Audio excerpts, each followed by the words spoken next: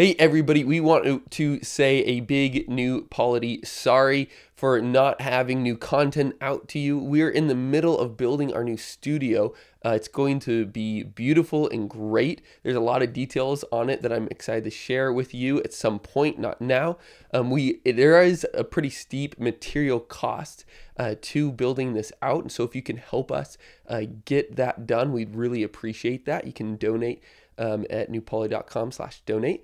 In the meantime, while we're awaiting the politics podcast to come to its next episode, we wanted to give you this episode today. It's an interview between Nick Plato, Alex Plato's brother, twin brother, and Andrew Jones. It gives you a little bit of background of where Andrew was raised, his conversion into the faith, his conversion into Catholic politics. And so it might help you trust Andrew a little bit more or distrust him but it's entertaining. It's absolutely hilarious at parts. And we hope that you enjoy it. And thanks so much for your patience while we are getting you the next series. Thanks and take care. Welcome to Plato's Dialogues. Today I'm speaking with Dr. Andrew Willard Jones. Andrew holds a PhD in medieval history from St. Louis University with a focus on the Church of the High Middle Ages. His work explores historical, political theology, and post-liberal thought. He is the director of Catholic Studies at Franciscan University, and he is also an editor for New Polity. In 2017, he published Before Church and State, a study of social order in the sacramental kingdom of St. Louis IX. And today I'm really excited to talk to him about pretty much all those ideas and to get to know him a little bit more personally. I'm fairly new to the world of post-liberal thought, and I've only recently discovered some of your work, Andrew. In fact, teaching history at my school, we actually just watched the first 20 minutes of your liturgical cosmos video that you did in 2015, and the students loved it. So I definitely want to get to that a little bit later. But before I go into ideas, I want to talk to you a little bit about your upbringing, how you got where you got today, and just get to know you a little bit. Great. I'm happy to be here. Thanks, Nick. Thanks so much for being with us. So besides your mother and father or God, where did you come from? Yeah. I'm a West Coast guy. So I was born in California, Southern California, as in various places in Southern California as a little kid, then moved up to Washington State as a school kid, and then lived outside of Seattle there through high school. So, West Coast, up and down the West Coast. All right. Do you have siblings? And what was your family like? How many children are not children? How many siblings did you have? I have two brothers. I have an older brother and a younger brother. I'm in the middle. And we are all just 13 months apart. So my older brother's 13 months older than me. My younger brother, 13 months younger. And so we were a tight little group of guys growing up. Excellent. Yeah. That sounds outstanding. So did you, in terms of, physical brawls, who came out on top with your bros? Well, with three, you see, this is a sort of a lesson in Hobbesian politics, right? Because it always ends up being an alliance of two against one. Excellent. It's a way of, you have to play the shifting alliance game, right? And you can never be sure when your ally against the third is going to switch sides. It's a very, very, very tenuous political situation. Any given brawl. It sounds like it. It sounds like you might. The upshot is there's always one guy getting beat up by two. That's right. So I guess it's how good you are at making those Hobbesian alliances that maybe shows us why you are here today. Yeah, exactly. All right. So now that's a little bit of your upbringing. And were you always interested in history and philosophy and theology? Where did you grow up as a Catholic or what? Yeah. No, my family was very intellectual, rather intellectual, very political. So like our dining room conversations around the dinner table were always about basically how bad the communists were and all the reasons why they were evil. But no, honestly, my parents are pretty sophisticated, right? And they taught me how to think about the world, I think, or at least Yeah, and but they were really very political. Our religion, such as it was the Republican Party, I think. Okay, I see. Okay, so are they still alive, and are they still Republican? Yes, and not really. So Interesting. so what happened was my parents put myself and my brothers in parochial school and Catholic school when we were kids. And because my parents were really primarily cold warriors, the Catholics were good guys, right? Because the Catholics also disliked the communists. And, Bill Buckley was a Catholic, so it can't be all bad. Exactly. I love Bill Yeah. Buckley.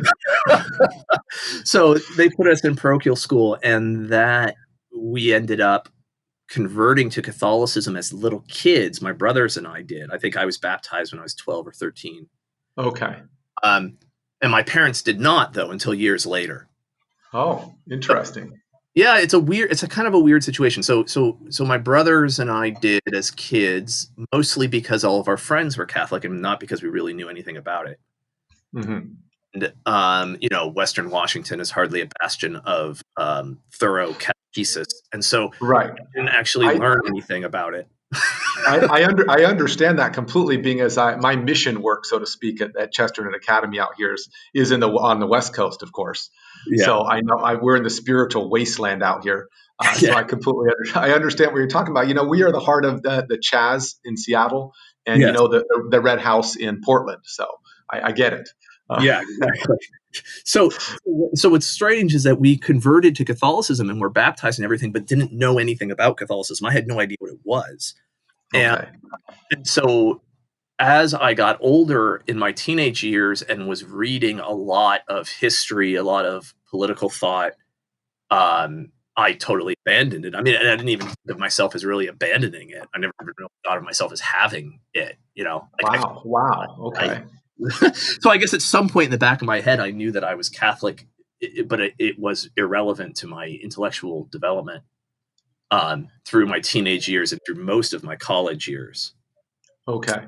So in college, at some point, you had some kind of awakening then, or some kind of awareness, or turning back then to Catholicism. Is that what happened, or? Yeah, that's exactly what happened. So in studying the humanities in general, economics, philosophy, history, I mean, to make a long story short, I mean, I basically became convinced that my options were either nihilism or Uh, Catholicism.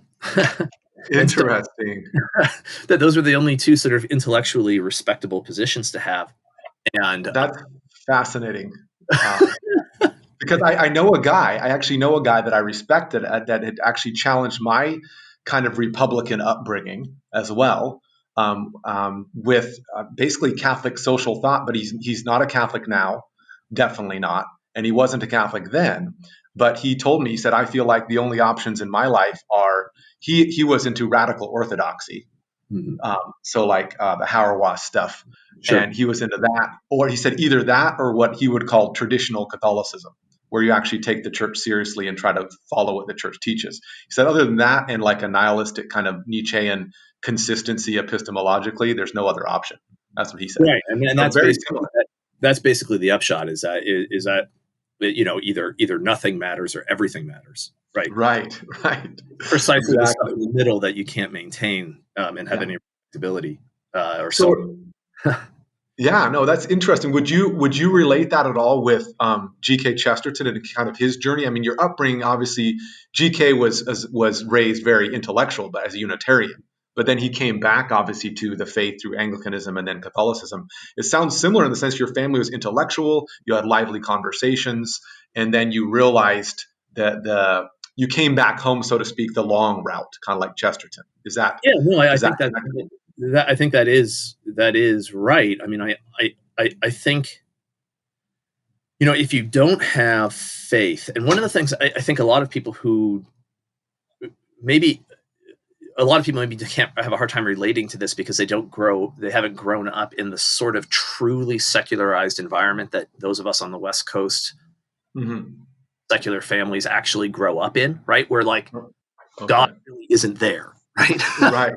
And so Not relevant. Yeah. yeah, and when you don't when you grow up that way and you live in that world, then I think that you can think it through to actually to the abyss, right? Like where you're looking over the abyss into nothing. And Right. and if you're really honest with yourself and you look down into that abyss, I don't know, it's like it allows that kind of that sort of abrupt turnaround because the truth is I think hovering over the abyss of nothing is not that far away from Yeah. Wow. Yeah. into the infinite God, right? Like Right. there's a certain mysterious terror in both. Yeah, it's almost like, I mean, I think Kierkegaard said, you might know this, but I've heard Kierkegaard said something to the effect that the sin of his time that he felt like was the worst sin was apathy, because at least if you hate God, you're actually closer to loving him than when you're apathetic. No, You that's know, right. Yeah, right. so I mean, to be so this lukewarm is the worst. yeah, so the stark realism, so to speak, like when you said about looking into the abyss, Yeah. that's amazing and interesting how that worked in your life. So, as a person of faith, you would obviously say that is the most important and core aspect of your life. Yeah, no, very much so. So I decided, it was, I guess, my junior year in college, that I was going to be Catholic. So I was like, okay, if everything matters, and that is Roman Catholicism, so I'll be Catholic. And then I sort of realized, oh, I already am. I just need to go to confession. And then I remember sort of having that realization. And then I didn't know what it meant. I didn't say prayers or anything. Uh-huh. It was a purely sort of epistemological, sort of intellectual crutch or something. Anyway, Yeah. so I remember I was with my now wife, who was then my girlfriend, who was a cradle Catholic, but had just kind of cultural Catholic and fallen away too. And I was like, to be Catholic? And she's like, sure, fine, let's do that. It was like, well, what does that mean? And so we Right. we looked up like the rules, And it was like, Did you get on Google and do that, or how did that work? we didn't have Google then, right? That was before. Oh, that's right. That's right. But I remember we looked it up, and had a kind of list of precepts that we had to follow. And we're like, okay, well, I guess we just obey all these rules. It's like, well, we can do that. And then it's been so we did our conversion maybe somewhat backwards, wherein we began with sort of a more scrupulous following of rules, and then hoping that we would eventually sort of have a spiritual awakening, or some point encounter God directly. Yeah. Whereas I think, which I think, the life project since that has been to actually make that a reality. But right. It seems like a lot of people's conversion experiences are almost the opposite of that. Right? Yeah, I was going to say, a lot of people, I think, are exactly the opposite of that. They kind of come into it through experience something with God, have some connection with some person they really love, and then, I'm going to try this, and then they come into the Catholic Church. Right. Yeah. So I came at it through law, which maybe tells you something about my personality. Yes, indeed, it is giving a little bit of hints there, strong one. That's so history. So you got a little bit of faith there. Well, I guess before I go into history, you mentioned your wife. So who is your wife, and you met, and do you have children and your family? Tell us a little bit about that. Yeah. So my wife, Sarah, we met at Hillsdale College, where we went to undergrad in Michigan. Okay. She's from Ohio, and we got married, and we've been married now 16 years or so. She's going to kill me, but I think it's been 16 years. And we can edit this out. It's okay. Don't worry about it. We'll put the right number in, Sarah. She won't actually kill me. She'll just nod and go, well, of course. And we have 8 kids. Actually, wow. The 9th. Congratulations. Thank you. Yes, we have we're a clan. We're starting our own civilization. That is true, and that is amazing, and more power to you. And in my mind, I mean, Andrew Willard Jones just went up like I don't know how many notches, because having 8 kids staying alive, staying somewhat sane, at least you sound sane, and having your wife that's still with you. Apparently I'm putting up with you enough right now, and she's put up with you for at least 16 years, maybe more. That's pretty good. So congratulations, especially to her times 8 and going to be 9.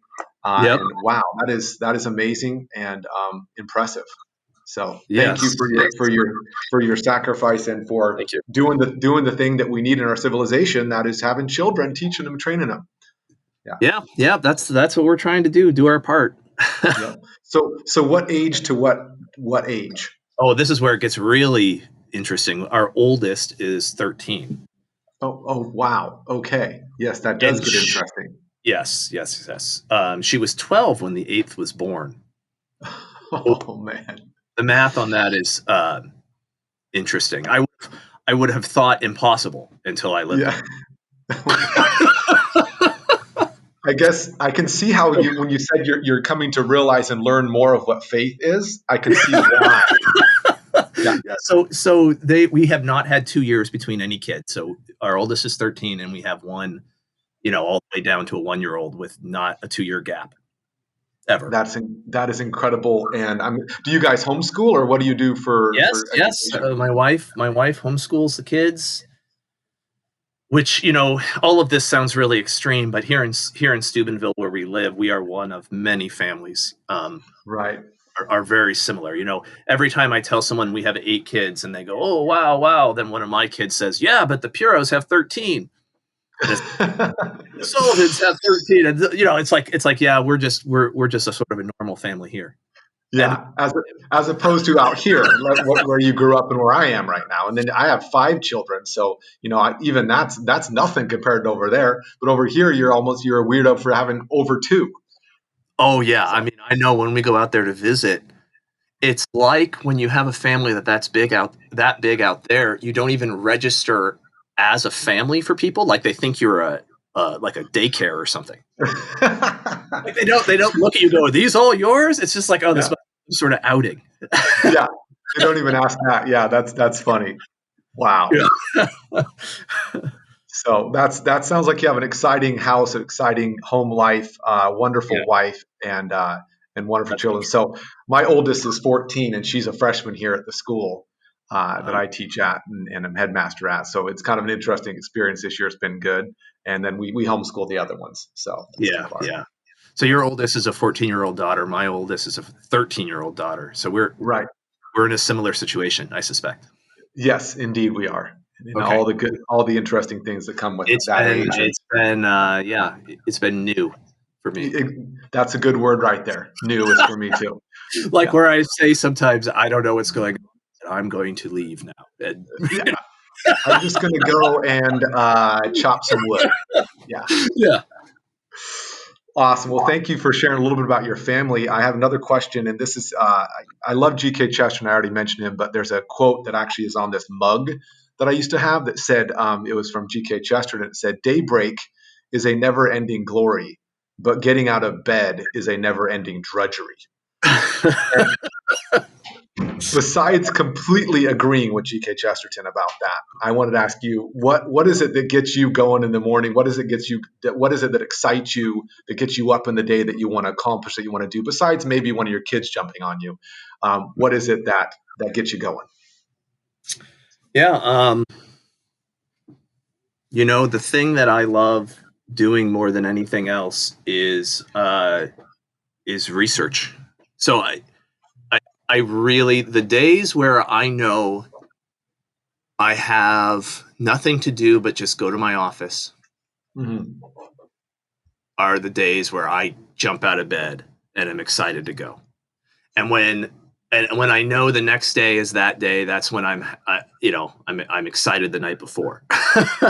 That's amazing. When I look back on my life and in grad school, there's been other opportunities where I've had large stretches of time, months, in grad school, sometimes a couple of years, where really that was all I was doing, were the times when I think of just like my own sort of happiness. I don't know. I mean, of course, I'm joyful. I'm happy with my family. But when you think of like your kind of personal, like when did I enjoy stuff the most?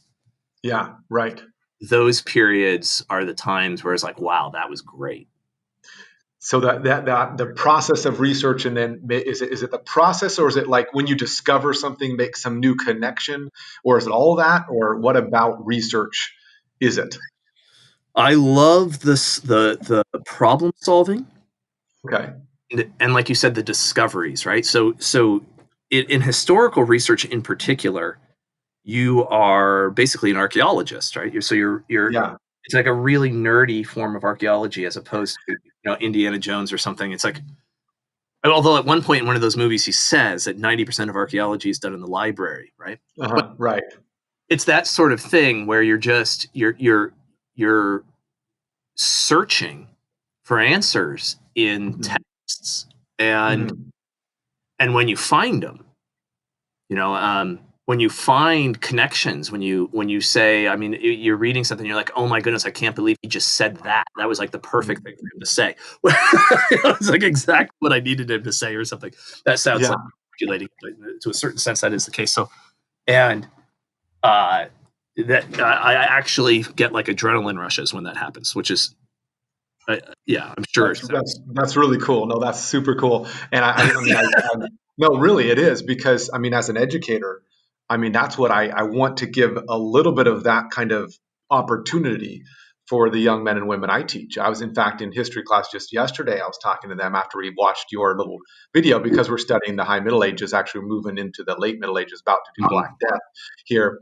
And I was thinking, what is the medieval worldview? And I was listening to your lecture just because I was interested in that, and I was going to interview you, and I was kind of I've had that on my watch later list forever. So I just wanted to listen to it. And what I was saying to them was, research. I want you guys to do some research, and one of their projects is to do some research now. And I said, I showed them, I kind of shared with them, here's something I've been researching, because I've been wanting to know, where did critical theory come from? Like because they ask a lot of questions about that in class, these high school students, the race stuff and the, transgender issues and things like that. And so I was looking at, and all these discoveries I found as I was researching is exciting. And it was like kind of finding a little El Dorados, Yeah, no, it is. It's really enjoyable and fun, and I like I said, the problem solving aspect. So, like I do it. I have a big whiteboard in my office, and I write my problems down, and then as I come up with solutions or tentative solutions, I'm like writing them down, and it's just it's a sort of puzzle, or yeah. and so it's really an enjoyable thing. And I enjoy teaching too. I don't want to make it sound like I don't. I enjoy being in the classroom and talking to students, but I'm never excited about that the way I am about the work in the office. I think I got the flavor. I mean, you're basically a nerd, and that's okay. Yeah, you're a legalist nerd. So I think we're getting the flavor here. So no, that's excellent. I like the idea of the puzzle, because it's not only is researching, it's like finding the pieces, but also now, where does this fit on this giant puzzle? I don't even know what the picture is. You don't even have the box necessarily. You maybe have a frame of what maybe the pictures look like, or it's a landscape, but so you're not only finding the pieces, you're making the puzzle too, in one sense. Yeah, no, that's totally right. It's like a building you're constructing, and you're not sure what the final project is even going to be, right? Yeah, exactly. It's kind of how I build my stuff on my property. I have a little property. I start building, and whatever happens, happens, and it's kind of exciting. That must be beautiful. It is a little bit. Sometimes it works out. Well, Andrew, I want to ask you now a little bit about new polity, because I'm kind of new to this whole world. Post-liberal thought, new polity, historical political theology, or just political theology. These words and these ideas. Let's start with, since it says in your biography, I mentioned that you explore political theology or historical political. What is political theology? Because those words are kind of strange to a lot of people. Yeah. No, I know, and I kind of wish we didn't have to use them sometimes. But so branches of theology, they're things like Christology, ecclesiology, right? Trinitarian theology, moral theology. These branches are all basically taking the same data. So the data of revelation, as well as that from philosophy, and attempting to answer different batteries of questions with it. And so the schools of theology are just different angles of attack on the same pursuit of the same truth, right? Which is, of course, the truth of man and God. Right. What are the questions you're asking this sort of cosmos of truth? And so for political theology, the questions are who are we socially? All right. So what does it mean to say things like man is a social animal, man is a political animal? We are inherently social or inherently ecclesial or something.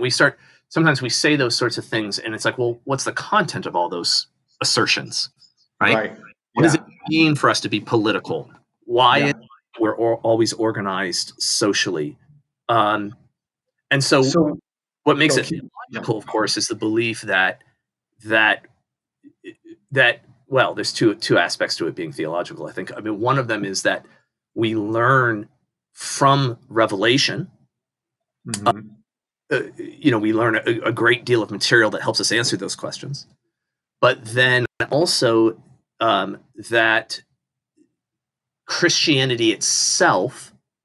So there's also the sort of the I guess it has to be the assertion that the political itself is oriented towards God or towards man's final end, which is the supernatural end, right? So community. Right. And so you take, which is again taking that sort of basic conclusion of Christian faith or the basic premise of Christian faith, and then saying, if this is true, if it is true that man is destined to the vision of God, then what place does our political activity here on earth have in that project or in that sort of destiny, right? Right. Those are the sorts of questions. That makes sense. So obviously political theology, obviously the first realization is that political is not what you see on TV, the Republicans and Democrats screaming at one another or, arguing about something. Or it's not just politics when we say, oh, that's just politics. It's a derogatory kind of term. It means that the political nature of man, the social nature of man in light of being created by God and for God. Right, exactly right. Yeah, okay. So I think I would say that one of the basic agendas of political theology, good political theology, is to rescue politics from that kind of worldly, cynical perception that you mentioned. Okay, that makes sense. I think that's why I got excited about New Polity, and I am excited about New Polity. And when I got into the main post-liberal thought I've read and looked into is Deneen's book. Sure. And I really, really liked that. I actually shared it with some friends. I shared it with my brother-in-law. He read it. And that's really, and I've read some articles on New Polity and some of the journal articles as well. Sure. And it makes sense to me because I find in myself that the cynical, secular, worldly politics, which is definitely leads to despair or despondency. Like this it's not fulfilling. It can't fulfill. And so I'm left. I've been into politics for a long time. My dad is a conservative. He's an agnostic, but he's a conservative. He's moral. He cares about our country. He loves our country, that kind of thing. So I've liked politics, but oftentimes I get to where situations happen where whether it's this recent election cycle or things like that, or what's going on with big tech and censorship and all these things, and you kind of get to the point and you're kind of going, what's the point of politics? And you get this cynical, not a despair, but kind of a depression, almost like, what's the point? I mean, this just the people are doing what they're going to do. I mean, it becomes, the deeper I've gotten into Christian politics, thought, the more baffling the world of mainstream politics has become to me. because I see that what you're talking about, just the sort of chaos of dishonesty, lying, propaganda, manipulation, power, and think, why would anyone care about this? Like, why are there people who are obsessed with this, who watch it and read it and listen to it and like focus life around this stuff when it's so obviously empty and manipulative and full of untruth, right? Yeah, totally. Would you say that in this position, a person like that, I would say I've been through that same experience. Is that what you're looking for? Is the theology part? All like, no, I guess the political part, the truly political part, but also added to the theology part, because you're looking, you want to find God. Everybody wants to be satisfied in God and find God and have in their search for happiness. That's the only thing that can really fulfill man's desire. But at the same time, you want it to work in your daily life. You want it to work in the horizontal sphere, with your neighbors and your community. So I guess it's politics seeking theology in that sense. Yeah, that is exactly the answer my wife always gives me when I say Okay. that, because she'll say, "Well, Andrew, you need to understand that they don't have religion. They don't have, Mm-hmm. and so this belief, these beliefs they have in the truth of whatever party they're a part of or whatever position, and the evil of the people they're fighting against, and the sort of rabid sort of conviction is what you were just saying, is that this is a substitution for the truth and for God, and Mm-hmm. so it's it's almost like if you care about the world, which is a good thing, and you Mm-hmm. love God, then you are driven perhaps into that kind of political worldview. I don't know, what do we call it? That kind of it's Yeah. almost Yeah. a fanaticism that is Yeah. irrational, right? Yeah. Yeah. I mean, I So guess like ideologies is one thing. You're driven ideology, to the yeah. ideological thinking. Right, and although now it's weird because the politics is no longer ideological in the sense of being a coherent intellectual system, right? Mm-hmm. It's more an aesthetic, right? It's like Mm-hmm. warring are warring brands. Yeah, So that's interesting. what they hate about each other is the way each other looks, the kind of Right. words each other uses, whether or Yeah. not they say the right thing, whether or not they have the correct agenda items, not because they intend to actually ever execute the agenda items. That's not what's important. What Mm-hmm. is the symbolism of having the proper ones in the proper order, Yeah. which Yeah, is that really makes sense. aesthetic, isn't it? It's an Yeah. aesthetic, whether or Yeah. not you like Nike or Reebok. Right. I've never thought about it as an aesthetic, what you're just saying right now. I've never used that term. But I guess in my vocabulary, in some of my friends, we use the term optics, but I guess that's the same type of thing. It seems like it's a lot of politics is just optics. It's just what things look like, what things sound like in that sense. But aesthetics actually is a little bit richer of a Yeah, I mean, concept. I think of it that way, I guess, because I connect it to, in my mind, to the way branding works and the way Mm. marketing works, right? So, like, there's this, uh, lots of times you'll learn marketing, and then people will act as if marketers are responding to demographics. Okay, Mm. product, we have to sell it to the middle-aged suburban housewife demographic or something. Mm. Um, Right. Yeah. the truth, of course, of mass marketing is that it as much creates the demographics as it does respond to them, right? So Yeah. Oh, yeah. if you become, okay, you like country music, say, well, you don't just like country music. Country music comes with a whole battery of related brand identifiers, right? So that means, Mm-hmm. like, whatever, a pickup truck, and you like camouflage baseball cap, and you like, you know, Carhartt. yeah, you have certain politics, and you have Uh-huh.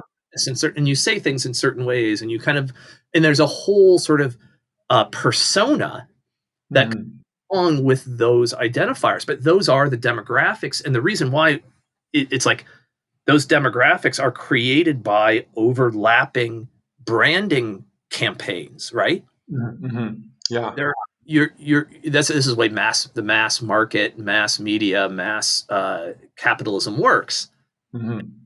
It seems to me that it's in everybody's interest, all the different companies that are selling products into certain demographics, to exaggerate and accentuate those essentially aesthetic identifiers, right? Yeah, yeah, that's absolutely right, and that's profound. I think what you're saying, and it gives the feeling though when you realize this kind of thing, in different words, I have some of the same realizations, not quite as in depth as you're talking about, but I love what you're saying. Is you feel manipulated, and that's what makes you feel the kind of cynicism and kind of the depression, so to speak. And then you're like, well, I want to get out of this. So many people now are like, what are we supposed to do? How are we supposed to live in light of the Right. January 6th and the censorship and the election stuff and the all the alleged conspiracy theories, quote unquote. Right.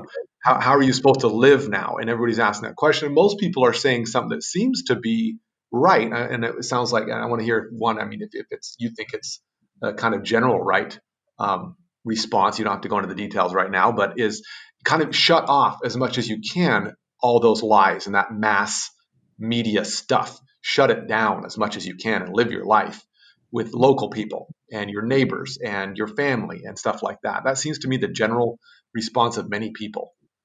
Yeah, it's totally correct. It's, one of the things I think is happening, and this has happened, similar things have happened throughout history, is that the world is being reconstituted. I don't want to be too, but basically we're experiencing, I guess, what I think of as sort of the digital revolution here. Yeah. Similar in historical significance to the Industrial Revolution, except though very different in particulars. What happens in these sorts of revolutions is that the world becomes re-articulated in a new frame. Okay, so all this is a way of saying, I guess, that I think more and more people are viewing the real world, so the physical world, the world outside, the world of human relations, the world of actual natural objects, to the digital world. So saying this is that the digital world becomes more real than the physical world or the world of real human relations. And you can see this in lots of different ways. I mean, I think some of the most obvious is that, like, social problems, perceived social problems are really problems that are real because they're in the social media feed, not because they're real in the real world. And they go away from the social media feed, they're solved. Like, for example, how now that Joe Biden is president, it seems that racism is solved. Right. Yeah. When racism was a problem, and you go, oh, that's hypocrisy, or it's like, no, you're missing what's happening. Regardless of whether or not systemic racism is a real thing, regardless of whether it is a real thing in the real world, it was most certainly a real thing in the social media timelines. Right. And now it's not. Right? So the solution to racism in the social media timelines was to elect Joe Biden. That then happened, which means it's now gone. Right? So what I mean is, I hope you're seeing what I'm saying. What I'm trying to say is that it becomes the case that what is encountered in the digital world is interpreted as being more fundamental or more than what is encountered in the real world. And so you leave the digital world and you go sort of enact it in the physical world. Yeah, no, that makes sense. I definitely, what you're saying with the racism was a great example. Where those interested in the aesthetic or creating the aesthetic, whether it's a company trying to benefit with profit or a politician trying to benefit with power or an election, something to that effect, the benefiter, so to speak, of the aesthetic are promoting the aesthetic, but that aesthetic is making people see reality through the aesthetic instead of reality itself, or at least it's distorting reality or becoming more fundamental in their perception of reality. I mean, to me, the classic example would be you go to back when restaurants were open. Remember a long time ago when restaurants were open, like 10 years ago. It's kind of fuzzy, but there, you'd see a group of people sitting there, and 4 people sitting across at a booth, and they're all on their cell phones. Yeah, exactly. Literally, the time where you go to eat together, which is one of the most human bonding moments. You're all looking down at a phone. And you're perceiving like what people think of you at that moment through the digital media, not what people think of you across the table. Right. No, indeed. I mean, I think that I don't know that. I mean, sometimes you worry that I'm exaggerating this, but I don't think so. I mean, I think it's really happening where people, the relationships that are occurring, say on Facebook or something, are precedence over the relationships in the real world. And I've talked to, it's like, how to put it this way, it's very sinister because human beings, it seems to me, real relationships are fraught with anxiety for us. So you remember being in high school and liking a girl and you wanted to ask her out on a date and it took you like 2 weeks. I'm talking about myself here, so maybe this wasn't your courage to call house, and that meant probably her dad or mom was going to answer the phone. Oh yeah. Talk on the phone, and then you were going to talk to her. But eventually, the desire to have some sort of romantic relationship overpowered all of that resistance. And did it, right? Similar thing happens every day when you just go out, unless you're like an extreme extrovert, just going out to any sort of social gathering, right? There's a friction that has to be overcome, and the human desire for social interaction, the human desire for relationship, overpowers those anxieties in the end. So we do it. But one of the things that the digital world has done, it seems, is shifted that calculus where it gives you just enough of the social hit, the anxiety to often overcome or overwhelm the drive for the social. Yeah, right. It replaces it. It's a half social or like less social. And I think it's actually tricking you into thinking, it's like a drug where you're seeking happiness, but the drug gives you just enough of a hit, just enough of a sort of echo of happiness that accept it because you're lazy. Right? Yeah, no, absolutely. Which is the sinister part. I mean, you're talking about it right now. That is indeed sinister. So you use the drive for friendship in order to destroy friendship. This is demonic, right? Yes, exactly. And it's the nature of sin, and it's the nature of sort of demonic action. Go ahead. In light of that, I mean that is, the reality of the situation we're in today.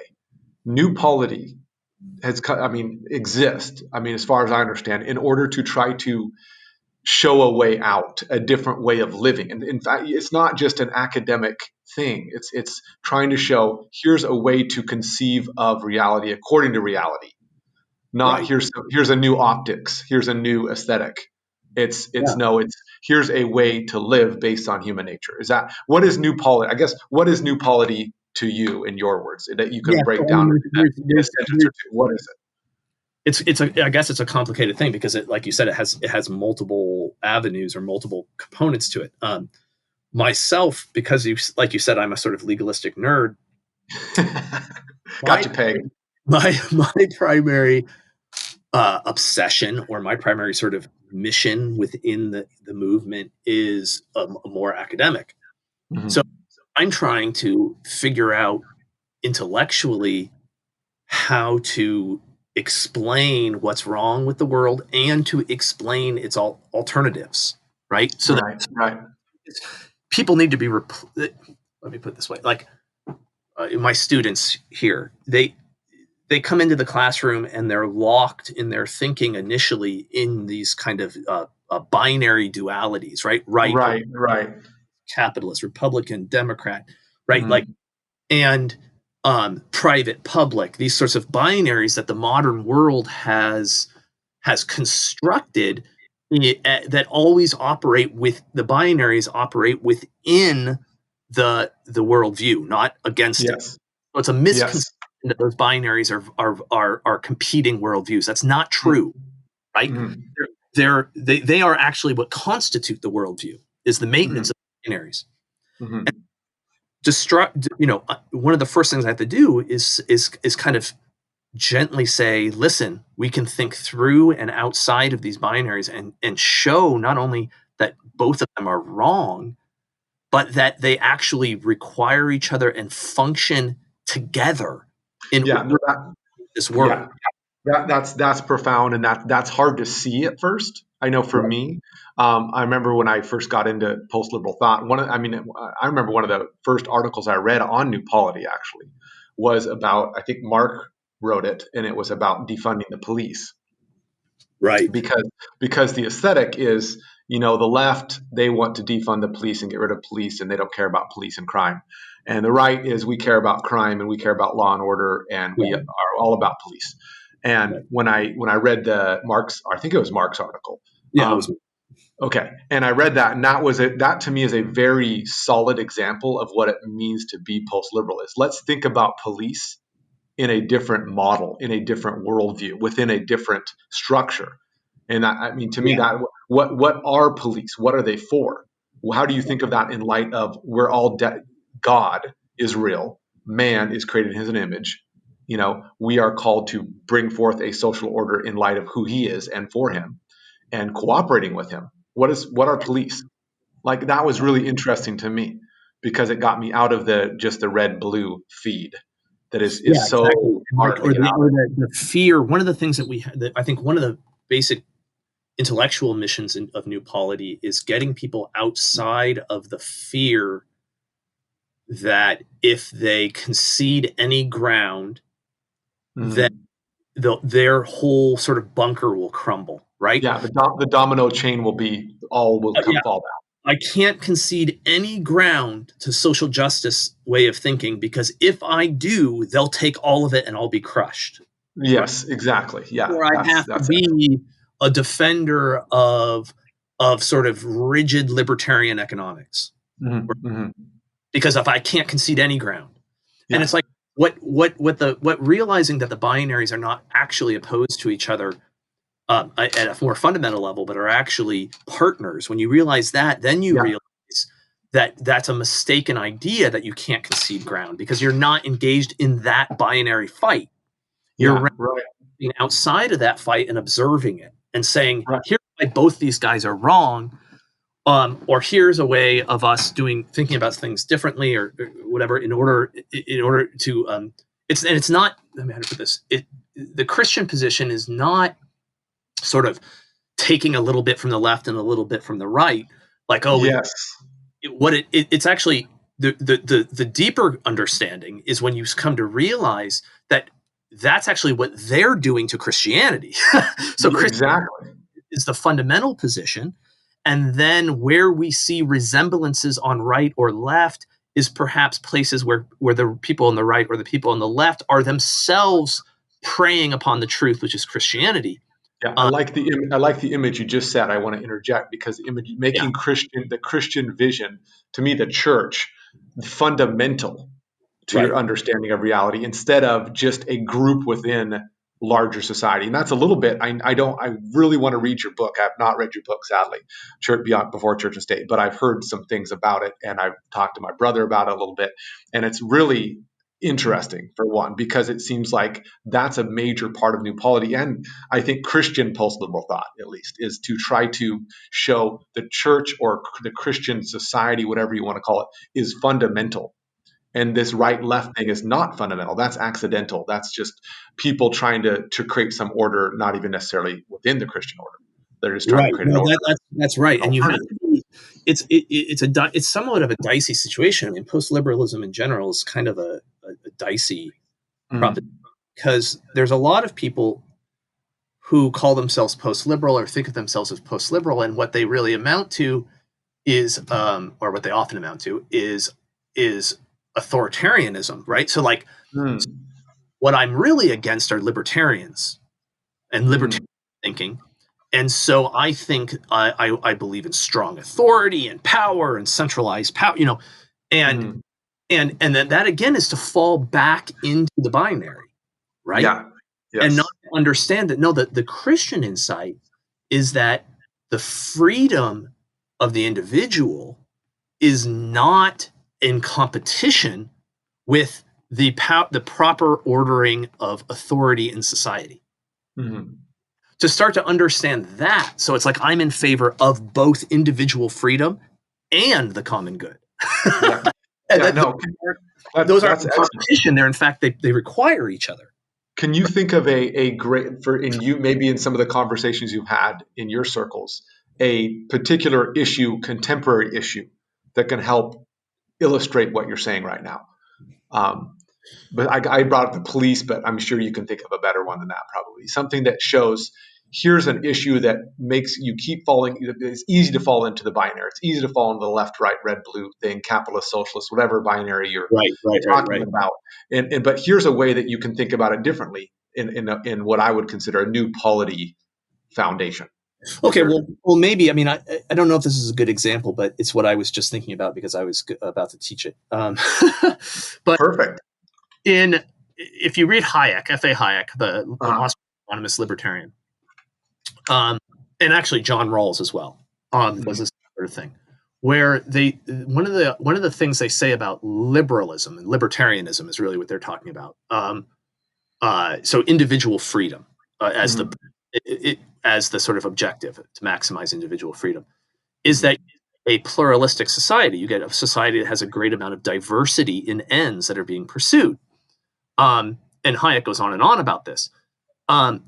Okay, and then so he wants to put that in juxtaposition then to a centralized or authoritarian or socialist or whatever you want to call it, sort of a regime where the plurality of ends is reduced to something that the power structure decides is the end, the proper end.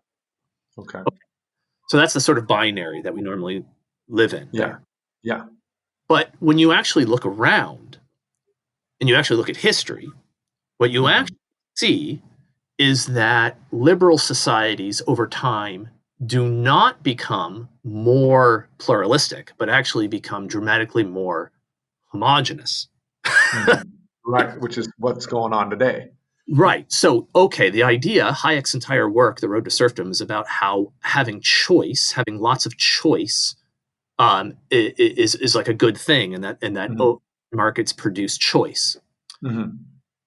What actually happens in real life is that as free markets, capitalist markets play out, it's actually reduced, right? So for example, 100 years ago, Louisiana, say New Orleans, if you went down there, was very, very different than Ann Arbor, Michigan. Right. Yeah. Now we have I get where now you're they're going. not. Now they're exactly the same. Yeah. We've gotten rid of the small shops, so to speak. Which the diversity and the plural that underwrites pre-liberal society is annihilated in the extension of a homogenous market/political regime, right? Yes. Yeah. Okay. So what happens to choice then? So it's like you have an increasing amount of autonomy, okay, I guess, but the scope for that autonomy is steadily collapsed, narrow, right? Yeah. So it's like an example would be the other day I was at the grocery store, and Sarah, my wife, sent me a message on the phone saying, pick up a box of granola bars. And so I went to the aisle, and there's like 1,000 different kinds of granola. Idea what I was supposed to get, right? It was ridiculous how many choices there were. And I'm looking at it and going, this is what these sort of libertarian thinkers think choice is. Look at all the different kinds of granola bars. You're like, well, what if I don't want granola bars? Sorry, I got to pick a box of granola bars. But look at all the choices you have. Yeah. And it's like, but I don't want, and it's like there's a certain sense in which it's like the market is like the grocery store, right? And it's like, well, you don't want granola bars, and you can go into the next aisle, and pick from all the canned tomatoes or something. And you're like, hey, but what I would really like to do is leave the store. That's at the point where the guards sitting there going, no, man, you can't leave. Exactly. Yeah. This is the only place to be. But look at all the choices you have. And then over time is that the store shrinks, right? It becomes narrower and narrower and smaller, so that the choices become more micro, but there's many more of them. Exactly. It increases the quantity. Like quantity is increased in some form. Like the number of items is increased. But yet the actual choice of what kind of items you can get is decreased. Exactly. So once you start to see that dynamic historically, right? Like that's like, so people look the same. It doesn't matter, the sort of myth of hyperpluralism, right? where in fact it's like the myth of pluralism. A great place to see that would be in universities, for example, where Mm. the universities are, diversity, diversity, diversity, diversity, but then the outcome is every university is exactly the same. Right. Exactly. Like Yeah. there is no independence. It doesn't matter which university you go to; they are identical. Yeah. Yeah. And they're identical in their meaningless diversity, right? Yeah. That Exactly. is, that is exactly the dynamic of the libertarian society, right? So the point then is the point, because I'm trying to answer your question, is that seeing that, and then you say, well, I really do think freedom is about choice. Hmm. So you don't even have to give up that kind of liberal idea of what freedom is. Hmm. I really do think it's something about free choice. And it's like, well, then this doesn't seem to be maximizing it, Yeah. right? This Is seems to, there? Yeah. It's questioning that new polity is what you're trying to explain. I think is saying new polity's goals or what they hope to achieve is one to see that the binary world is not the world. It's right, not everything. Second of all, is to show here's the way here's the foundation in which to think about um, politics, meaning the social order, I guess, so to speak. And it would be, this vision of man right, as a created by God, right? right. I think fitting with what I understand as Aristotelian, at least some kind of Aristotelian view of man's a political animal, at least in some Exactly. short form. Yeah, Yeah. and that the common good is a real thing, and that community is a concept that's real and good. Individuals are real and good, and Yeah. that's the order we need to think with. Whereas opposed to with the capitalist socialist vision, it's all it's continued concentration and homogenization, and Right. it's hard to see that because we have so many things, quantity Yeah. of things in the grocery store, so to speak, as your Exactly example. right. But when you start to put those pieces back into place, you can start to see things like that individual individual freedom is always a component of social freedom, right? Is Yeah. embedded within a society that is free or moving towards freedom. And that, Mm.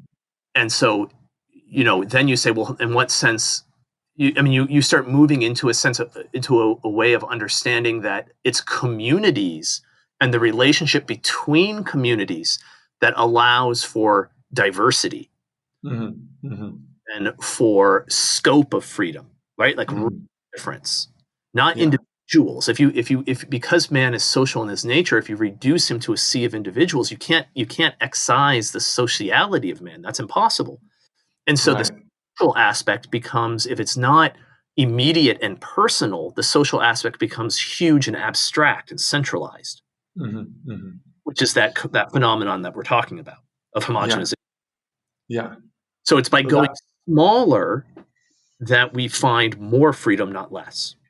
Yeah, that's the paradox right there. By Right. going smaller, by going more local, by that kind of thing, by allowing human beings to kind of without the aesthetic driving manipulative social media, all that, Right. what you would find is more diversity. What you would find is more freedom, and what you'd Exactly. find is stronger communities. Right. Uh, Yeah. so which is a little bit ironic in our binary view because it seems like either you have a strong community and less freedom, or you have more freedoms and not as strong communities. That's correct. That is the way it's presented. I mean, directly. I mean, that is like the maximization of individual freedom is the simultaneous destruction of interpersonal bonds. Mm-hmm. Yeah. There's nothing that restricts your freedom more than family. Mm-hmm. I mean, So that's I, just, yeah. I have to ask you a couple more because time's running out, and I'm Okay. enjoying this conversation so much. I'm so glad that we've been able to chat, and I have a couple more questions. I waited too long to ask these because I wanted to ask somewhat, I guess, they would call controversial questions, but to me, I'm curious about these questions myself. The American founding. You know, my wife and I talk about this. We've been watching a documentary on like Thomas Jefferson and the different kind of thinkers and founders of our nation. Yeah. And the question has come up.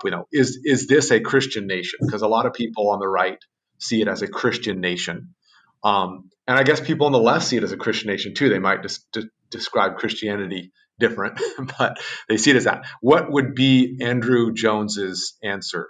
Is this a Christian nation? Well, I'm going to go really post-liberal and say, what do we mean by nation? Awesome. I let me figured you would do that. let me let me say try to. I'm not an expert on American history or anything like. Everyone thinks about this question, and it's like asking this question, is lobbing the grenade into the room of post-liberal. That's what you're doing. Right.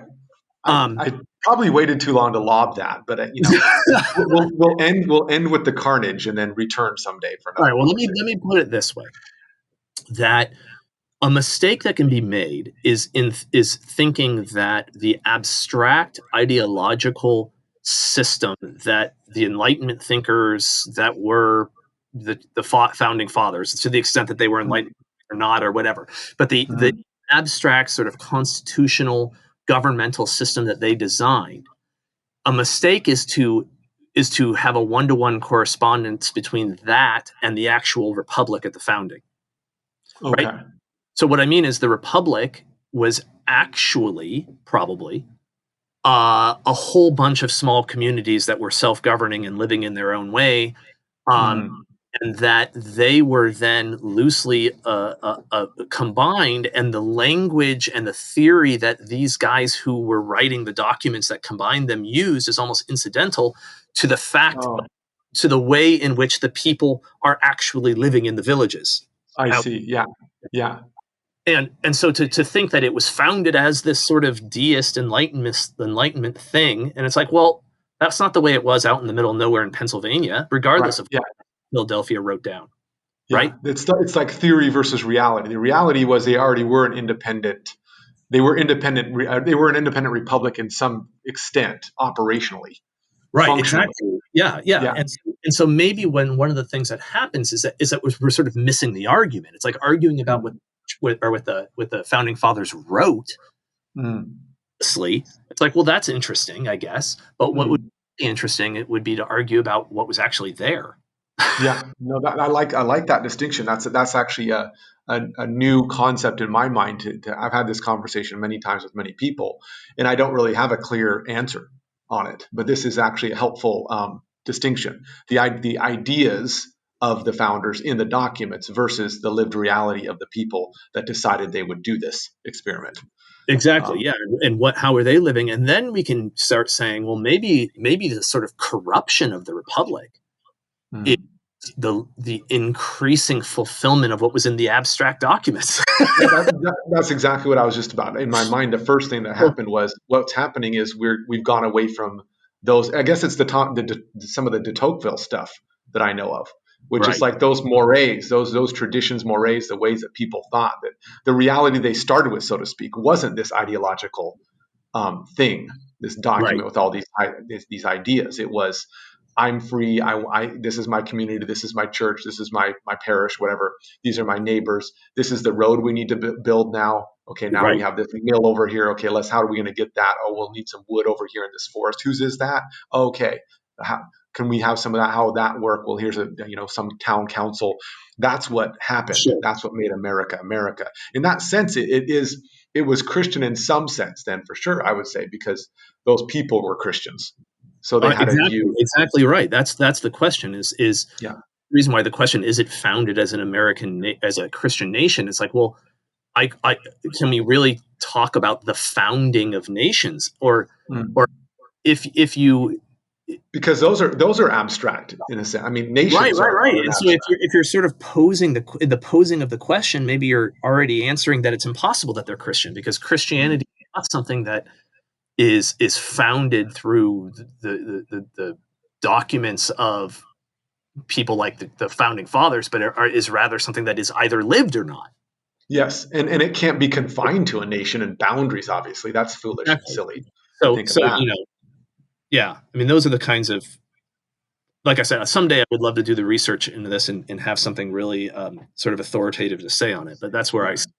Well, that is super helpful, actually, Andrew. I appreciate that, because to me it gave me a new concepts and to think about this question with, and that's actually helpful. And that to me is one, again, rethinking what is a nation, what does it mean to be Christian. What did when the founders had the founding documents? Obviously, Jesus Christ is not mentioned. in those Right. documents. So what does that mean? And as Christians, we all need to deal with this, whether you're Protestant or Catholic or Orthodox. You got to deal with this in America if you're living in America. And what Yeah. does it mean to be American? So anyway, that's really good. I have some more questions I'm not going to ask because they're more grenades, but you did dodge this one. I'm not sure it actually went off. So nice work. I don't know if you just grabbed it and put a pin from your pocket back into the grenade somehow, but I think you did, and you dodged that bullet, dodged that grenade. So, but it gave me some fruitful stuff to think about, and anybody else listening Cool. to think about what. But I want to say thank you once again for this time together and for sharing the stuff about your life and what gets you going as that legalist nerd and some of your interest in new polity and some of your thoughts about the society today. Especially, I love the stuff about the mass movement, mass entertainment, the mass information stuff in regards to aesthetics as a way to conceive and think about that. That's helpful. I didn't get to talk to you about church and state stuff or the liturgical cosmos, but that might have to be for a next time. That sounds great.